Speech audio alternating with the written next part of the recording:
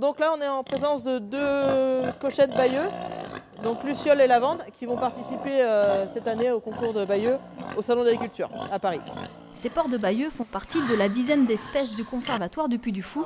Depuis plus de 25 ans, l'animalerie du parc d'attractions, qui compte 700 bêtes, travaille sur la sauvegarde du patrimoine génétique, essentiellement des races anciennes du Grand Ouest.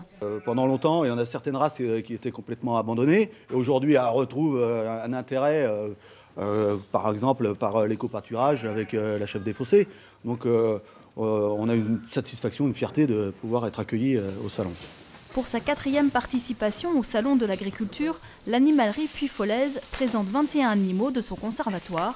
À chaque fois, les chèvres des fossés, surnommées les débroussailleuses, séduisent les petits Parisiens. Et il y a encore 10 ans, les éleveurs les délaissaient. Elle ne faisait pas de lait, elle ne faisait pas de viande, donc les gens, là, ça n'intéressait pas.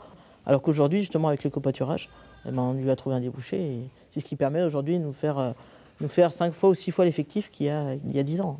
Tous ces animaux sont amenés à jouer la comédie. Le rôle est choisi en fonction de leur caractère, comme par exemple ces moutons de Belle-Île, une race abandonnée aujourd'hui car les agneaux doivent être élevés au biberon, et pourtant.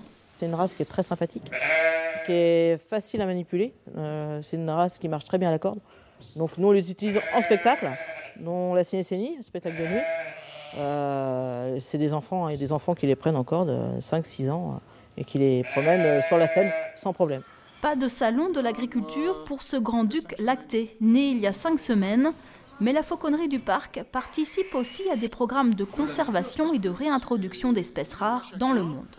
Notre premier condor qui est né ici, nous on a décidé tout de suite qu'on le donnerait à Biondina argentina, qui prend en compte ces régions où les condors ont complètement disparu et qui réintroduit des condors dans ces zones.